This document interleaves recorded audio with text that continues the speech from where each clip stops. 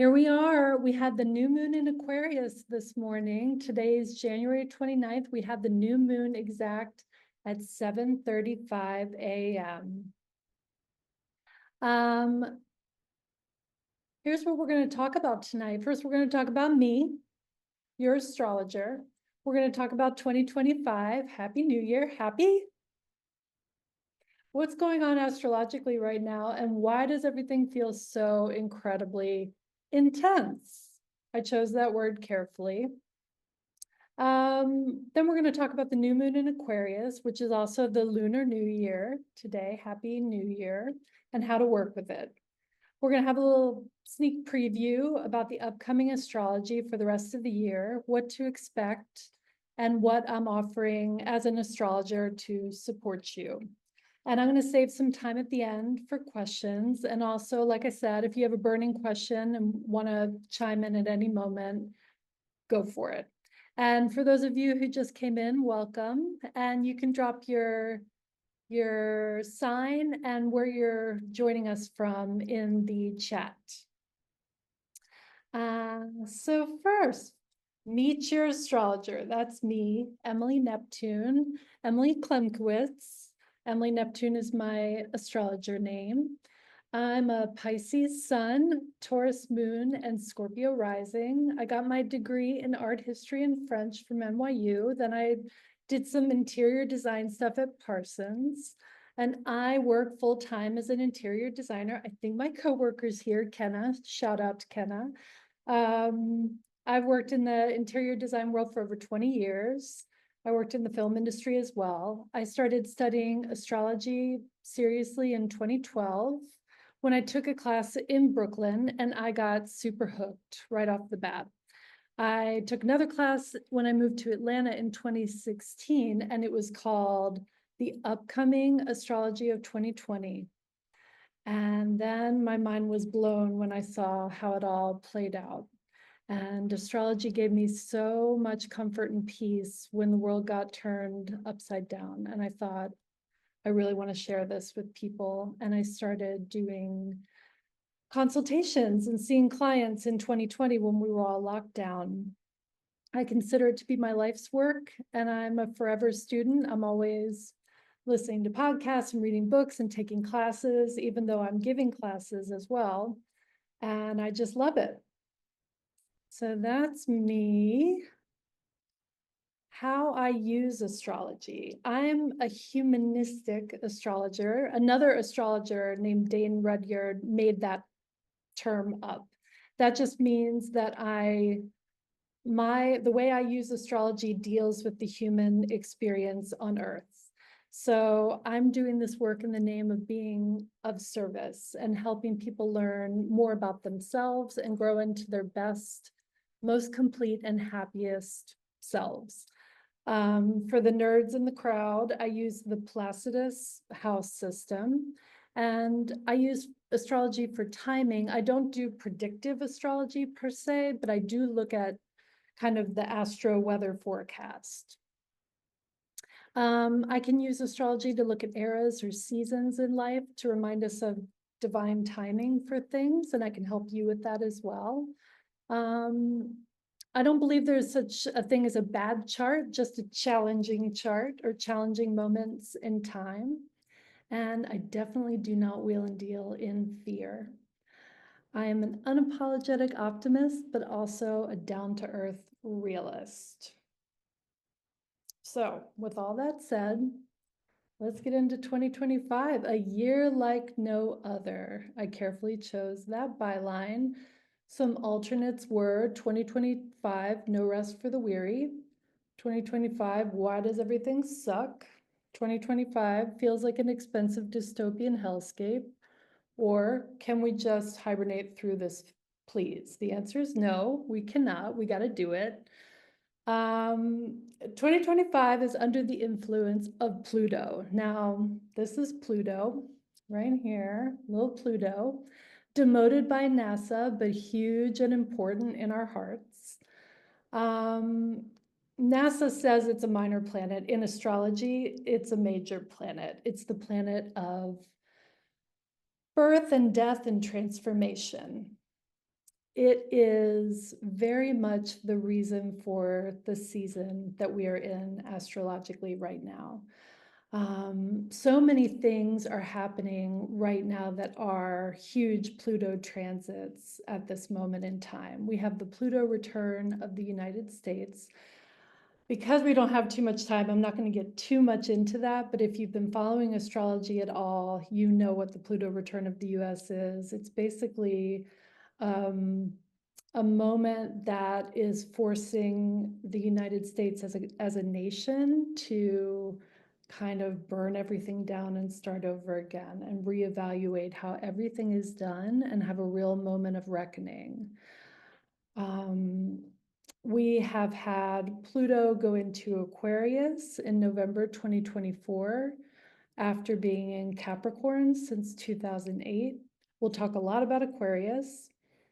The last time Pluto was in Aquarius was in 1778, so it's been a long time. Pluto was conjunct the Sun right after the US presidential inauguration on the 21st of January this month. Anytime Pluto is conjunct the Sun, it's a very powerful moment. So that was very much in play on the moment of the inauguration. And we have Pluto conjunct Mercury just a few hours before the new moon.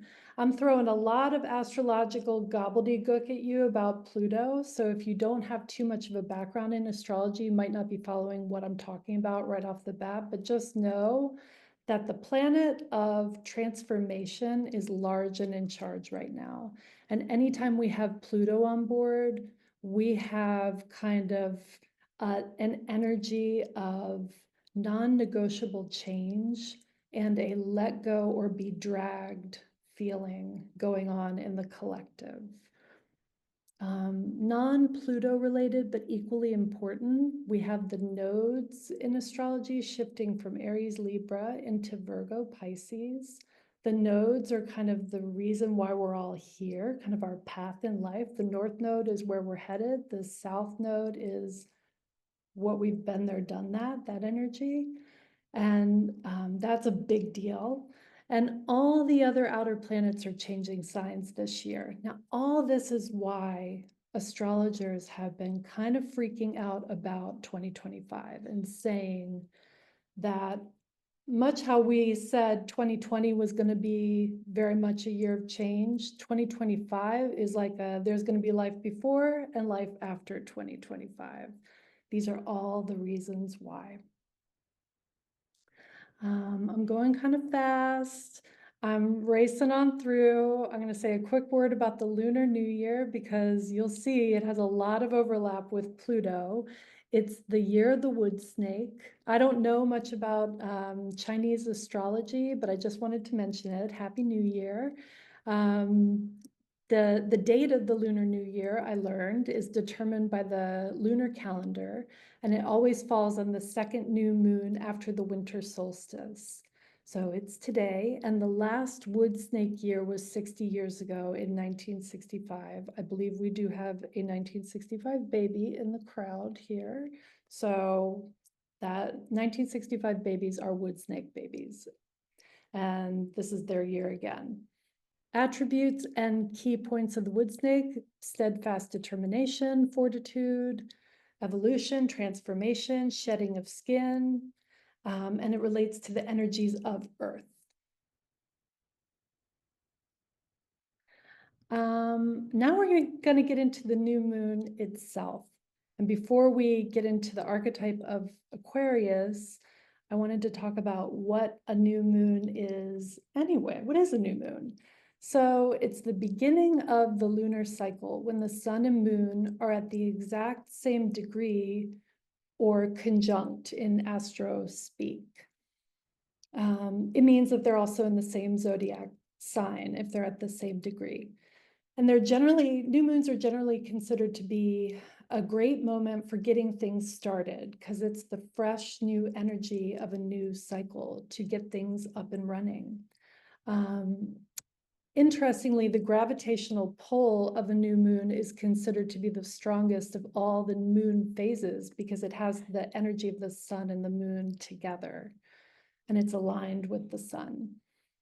We usually get one new moon per month, but occasionally two. And when this happens, it's called a black moon. And it's fairly rare, but we got one last month in December, actually.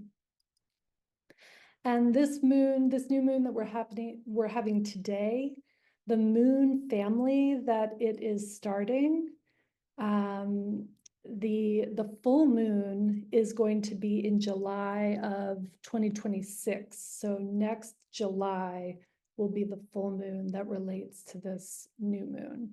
So seeds that are planted now and things that are started now will come to full bloom in July of 2026. So now let's get into Aquarius. It's the fixed air sign of the zodiac. The dates are roughly January 20th to February 20th. The symbol is the water bearer, and it is ruled by the planet Uranus. Now, Uranus was discovered in 1781. Before that, because astrology is an ancient art and has been practiced for thousands of years, the ancient astrologers said that Aquarius was ruled by the planet Saturn. So keywords for Aquarius: in its highest expression, Aquarius is innovative, open-minded, independent, humanitarian, visionary, original, brilliant, fair. Aquarius is kind of the iconoclast of the zodiac. It's kind of the wonderful weirdo of the zodiac, doing things its own way, marching to the beat of its own drummer. In its lower expression, so when it's stressed out or not at its best, it can be detached, stubborn, aloof, distant, uncooperative, spacey. And when I speak about Aquarius, I'm talking about it as an archetype. I'm not ragging on people who have their sun in Aquarius. I'm talking about it as an archetype. Aquarius is the opposite sign to Leo, and the Aquarius-Leo axis is about the head and the heart. So Aquarius is very much about the head and the mind and the intellect and the thinking, as are all the air signs. Leo is very much centered in the heart. So Aquarius and Leo have a lot to learn from each other in terms of head versus heart. And so now, without further ado, here is the chart for the new moon that happened this morning. So we have the sun and moon over here, conjunct at the same degree of 9 degrees of Aquarius. And we have Pluto and Mercury conjunct right near it at 1 and 2 degrees of Aquarius. This is very important because Pluto and Mercury are very much influencing the new moon. So again, Pluto is the planet of transformation. Mercury is the planet of communication. All of this is in a harmonious aspect or geometry to the planet of expansion in Gemini down here. Jupiter is at 11 degrees of Gemini. So what that means is that all this new moon Aquarian energy is on blast. It's all being supersized. So this is an incredibly powerful, auspicious moment for new possibilities, new ideas, new understandings of what we need to do going forward. At its best, this new moon can really help us expand our inner knowing on multiple dimensions. And it is really a kickstart for the new year. When I was looking at the astrology for 2025, I saw the full moon that started the year and the astrology around the new year, January 1st. And I was like, womp womp, it didn't really look like it was going to feel like much of a fresh start to the new year. But this new year really does feel like it's got some charge to it and a little bit of power behind it and some fresh, sparkly energy to it. And back to the Lunar New Year with that wood snake energy, the shedding of the skin of the snake, you can think about that and think about what you want to do differently this year. Aquarius at its heart is all about doing things differently and innovating and thinking about ways to look at things with fresh eyes and with fresh vision.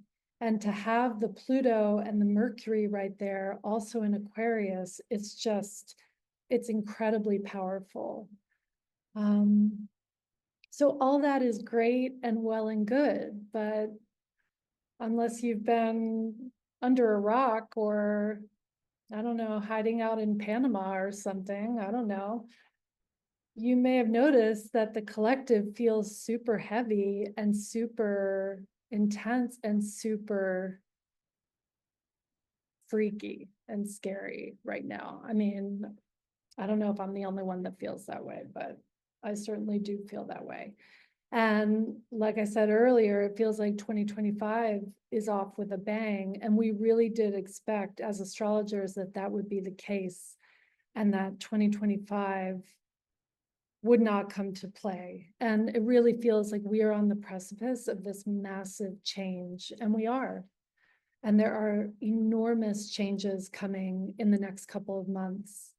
And I really feel like we are in a darkest hours just before the dawn moment. And I have so much hope.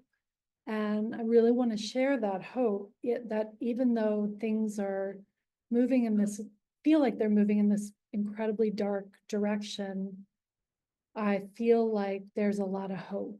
And when we think about the snake and the year of the snake, a snake moves silently and a snake is quiet. I think that there is a lot of bluster and a lot of hot air being thrown around. Think about Aquarius being an air sign and being so supersized by this Jupiter and Gemini down here. There is a lot going on that is creating a lot of chaos, and the astrology reflects it perfectly. The absolute best thing we can do right now is lean into our taking care of ourselves and taking care of our people. The other thing that I haven't really mentioned too much about Aquarius is it is the sign of community and of the people. And that's part of the reason why I think this new moon is so important.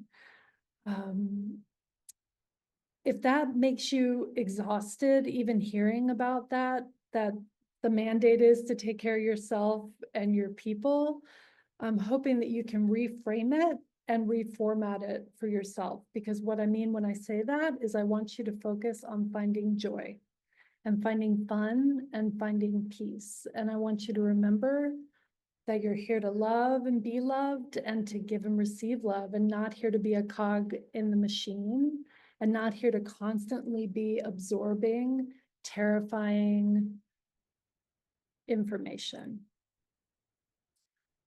At its lowest, Aquarius can get really overloaded and overwhelmed and give way too much information. So all of this information in this chart tells me that chance of overwhelm and chance of complete chaos is very high. So you can use this information to put up your boundaries as best as possible, fortify yourselves, take care of yourselves, take care of your loved ones, and try and set some intentions, plant some seeds, and take it from there, and know that you have the wind at your back with this new moon in Aquarius to look at things differently and do things differently, and try and cultivate some hope in these really intense times. I'm gonna take a sip of water and I'm gonna look at the chat, which I see some stuff going on here. Anybody have any questions since I laid all that information on you?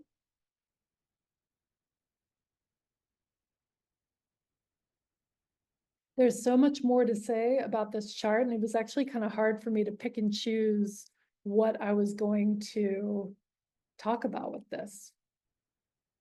The other big show-stopping thing here is this gigantic blob of Pisces down here, which is only going to get bigger as the month goes on. So in this new moon chart, we have Saturn, Venus, Neptune, and the North Node all in Pisces down there. That's a lot of Pisces. That's a lot of water. And it's super emo. In fact, we have air, water, very little earth. So the real call to action is to ground yourself. Do everything you can to ground yourself, because there's not much grounding in this chart. There's not much grounding to be had. And right now we have Uranus in Taurus, and it has been retrograde. Taurus is an earth sign. It's one of the little bits of earth we have in this chart. And it is about to go direct on January 30th. And if you think things are moving fast now, when it starts to go direct, things are going to go even faster. So now's the time, especially for the next week, to really get yourself solid and secure with whatever self-care you can, and really lock it in and be ready for whatever comes our way. Any questions, comments, anything you want me to zoom in on in this chart? I have a question. It's Lisa. Yeah. Okay. Hi. Hi. Thank you for this. It's so cool to see it all laid out. And at the beginning, you were saying that this is a new moon where you feel like there is like some sparkly energy around it. So that Jupiter aspect, I guess, like, what's the best? You said the best way to make use of it is kind of taking care of ourselves and each other, because there's a lot of air, there's a lot of water. But Yeah. in terms of that kind of like sparkly initiatory energy, what is well supported, do you think, with this, if we're like using it to kind of cultivate a vision or something like that? Which I Yeah. associate new moons with, it's the seed, it's dark, it's underground, but you're setting the like intention and the vision. But I don't Really know if good, it's all started to do that right now. really good question.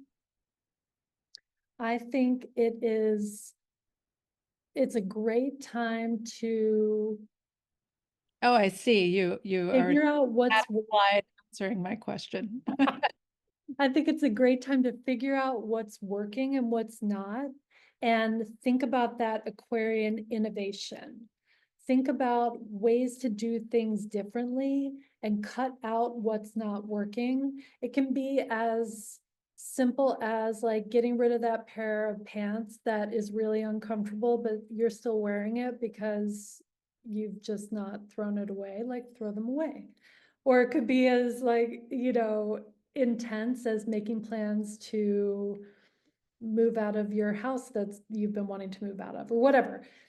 But to your point, using that Jupiter and Gemini and the very kind of heady and head-centered Aquarian energy um, to see the vision, it's not as much about the action as the visioning. We still have Mars retrograde, and we've got that Uranus retrograde as well. So it's not as much of an action moment as a dreaming and scheming and future visioning moment. Does that make sense? Does that help? Yes, that's great. Thank you. Sure. Hey, Emily, Yeah. it's Emily. Hi. One of the things that I've been trying to remind myself with all of the Pisces energy is like not only is Pisces so sweet and full of compassion and dreamy and finding magic in the mundane, but Pisces can also be quite the escapist and have no boundaries at all. And so I'm trying to remind myself to not fall into that and not try to like tune out and just doom scroll and feel overwhelmed and just Oh my trying to God. have boundaries with how I take in all that's going on, having plan of action, having things and people that I support, but not letting it completely wash me away. That is such a good point. Thank you. Thank you for pointing that out. Yeah, I want to give a little sneak preview. Did I make a slide about this? I want to give a little sneak preview about the nodes and no, I did not make a slide. About the nodes having just switched into that Virgo Pisces and talk a little bit about that too, because to your point, having all this Pisces, the emotions can be incredibly overwhelming and the boundaries can be really, really soft. And the desire to just completely numb out and dissociate can be really, really strong. I don't, I completely understand why we would all want to numb out and dissociate right now. I feel like there's a a happy medium there that we all have to find by finding the boundaries, to your point. Thank you, Emily. So yeah, as we were just saying, the nodes switched from Aries Libra to Virgo Pisces, which means that the eclipses in 2025 are going to be on the Virgo Pisces axis. And I'm actually going to do a webinar, a Zoom or something about the eclipses in the next few weeks. But just as a little teaser about that, Virgo Pisces is about, it is the practical mystic axis. So Pisces is about the highest spirituality and unconditional love. And the North Node is now in Pisces. That means that as a collective, that is what we are invited to move toward and learn about. So imagine that at this moment of the most intense, incredible division and animosity and violence and fear, we have the North Node in Pisces, which is about unconditional love and caring and the God and the divinity in all of us. So it just switched into that. And that is what's on the menu for the collective to learn about in the upcoming year and a half. So that is the North Node, and that's where the eclipses are going to be happening. The South Node, which is the energy that we're working on leaving behind, is Virgo. So Virgo is about, in its highest expression, it's about being of service and kind of taking that unconditional love and highest spirituality and putting it to work on planet Earth. In its lower expression, which is kind of what we're invited to let go of, it's about overworking yourself, being a martyr, burning yourself out, being a perfectionist, getting into grind culture. These are the things that we're invited to consider and leave behind. So I feel like it's really important to consider all of this and to dovetail it all into the thinking around this new moon at this time. So providing yourself some structure, avoiding workaholism, avoiding drugs and alcohol, leaning too much into drugs and alcohol, avoiding dissociation into any sort of addictions. Pisces is really tricky with that. And trying to really lean into things that bring you joy. I was telling one of my friends today that I'm going to approach everything like with a childlike play. And I was telling my sister Lisa this as well. And, you know, anything you can do to kind of get back in touch with that feeling of wonder that you had as a kid. And I said to my friend Kate, who may be on this Zoom, I'm not sure. I said, pretend I'm pretending to be an astrologer and you're going to come and we're going to play astrology thing, you know. Anything you can do to cultivate that sense of wonder and joy and play in your day-to-day life, as silly and ridiculous as it may sound and seem, I feel like that's a fun type of, you know, its own type of dissociation that isn't going to hurt anybody and could be a fun way to do things. And my sister Lisa was suggesting in her middle sister tarot reading recently that maybe we should all get some crayons and a coloring book at this point as well. I mean, this is anything you can do for self-care and that kind of joyful play, I think is well starred. I'm digressing a little bit here, but any questions before I move back into my slideshow?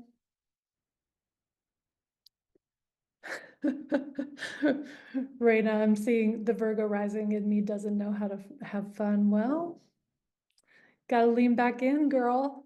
Crayons play simple joy. Yes, yes, please.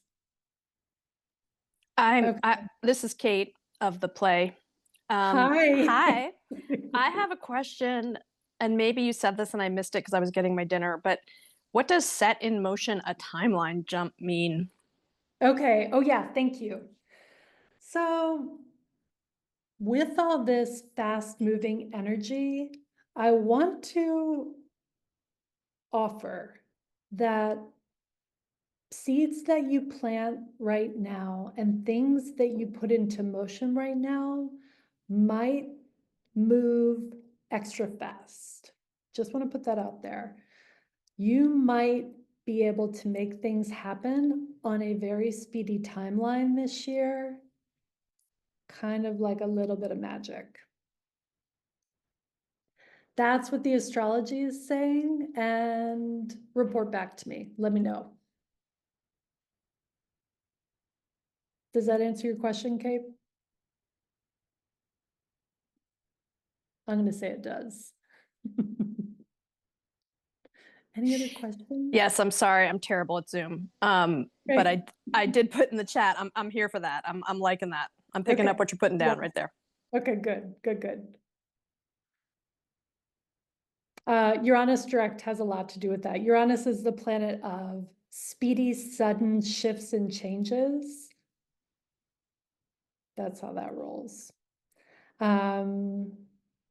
Okay, I think I covered everything here. Okay, so suggested actions to take.